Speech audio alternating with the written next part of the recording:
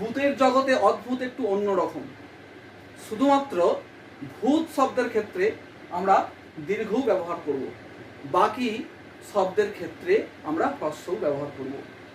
অদ্ভুতে হ্রস্বও, বাকি ভূতে দীর্ঘ। বেশ মজার একটু আমরা মজার ছলে বানান শিখতে এসেছি।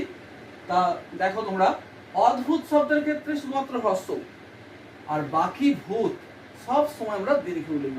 কেমন শব্দগুলো একটু দেখে নিই।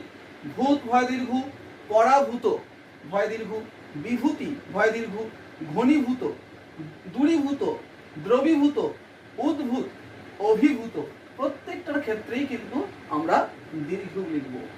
তাহলে আমরা বোর্ডে ভালোভাবেই বুঝে গেলাম ভূতের জগতে একটু সৃষ্টি ছাড়া ভূত, শুধুমাত্র অদ্ভুত শব্দের ক্ষেত্রেই হ্রস্ব বা